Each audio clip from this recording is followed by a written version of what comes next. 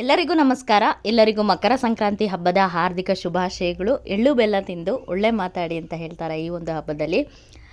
ಹಾಗೆ ನಮ್ಮ ಮನೆಯ ಸಂಕ್ರಮಣ ಅಂದರೆ ಮಕರ ಸಂಕ್ರಾಂತಿ ಹಬ್ಬ ಹೇಗಿರುತ್ತಪ್ಪ ಅಂತಂದರೆ, ಎಲ್ಲರ ಮನೆಯಂತೆ ಎಳ್ಳು ಬೆಲ್ಲ ಮಾಡೋದಂತೂ ಕಾಮನ್ ಆಗಿರುತ್ತೆ. ಎಳ್ಳನ್ನು ಹುರ್ಕೊಂಡು, ಶೇಂಗಾವನ್ನು ಹುರ್ಕೊಂಡು, ಕಡಲೆ, ಬೆಲ್ಲ, ಎಳ್ಳು, ಹಾಗೆ ಶೇಂಗಾ ಮತ್ತು ಕೊಬ್ಬರಿ, ಒಣ ಕೊಬ್ಬರಿ ಬರುತ್ತಲ್ಲ, ಒಣ ಕೊಬ್ಬರಿನ ಹಾಕಿ ಎಳ್ಳು ಬೆಲ್ಲ ಮಾಡೋದು.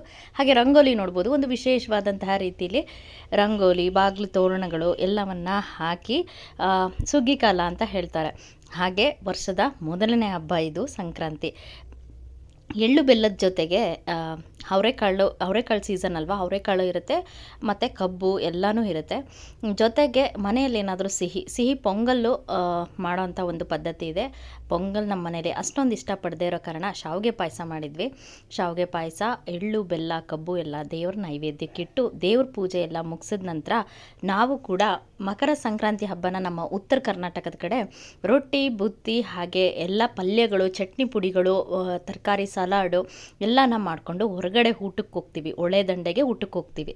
ಅಂದರೆ ನಾವು ನಮ್ಮ ದಾವಣಗೆರೆ ಸಮೀಪದಲ್ಲೇ ಇರುವಂತಹ ಮಲೆಬೆನ್ನೂರಿಗೆ ಹತ್ರವಾಗಿರುವಂತಹ ವೀರಭದ್ರ ಸ್ವಾಮಿಯ ಒಂದು ದೇವಾಲಯಕ್ಕೆ ನಾವು ಭೇಟಿ ನೀಡಿದ್ವಿ. ಎಷ್ಟು ಜನ ಅಂದರೆ ದೇವ್ರ ದರ್ಶನ ಕೂಡ ಮಾಡಲಿಕ್ಕೆ ತುಂಬ ಕಷ್ಟ ಆಯಿತು.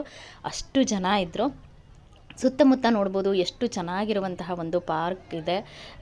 ಹಾಗೆ ನಾವು ಕೂಡ ಅಲ್ಲೊಂದು ಹತ್ರ ಕುಳಿತು ಮನೆಯಲ್ಲಿ ಕಟ್ಕೊಂಬಂದಿದ್ದಂಥ ಅಷ್ಟು ಊಟನ ಮಾಡಿ ಮುಗಿಸಿದ್ವಿ. ಹಾಗೆ ಬರ್ತಾ ಒಂದು ಡ್ಯಾಮ್ನ ಕೂಡ ನಾವು ನೋಡ್ಕೊಂಡು ಬಂದ್ವಿ. ತುಂಬ ಚೆನ್ನಾಗಿತ್ತು. ಈ ಒಂದು ಪ್ರತಿ ವರ್ಷವೂ ಕೂಡ ನಾವು ಹೀಗೆ ಹೊರಗಡೆ ಹೋಗಿ ಈ ಒಂದು ಸಂಕ್ರಮಣ ಹಬ್ಬನ ಆಚರಿಸಿ ಬರ್ತೀವಿ.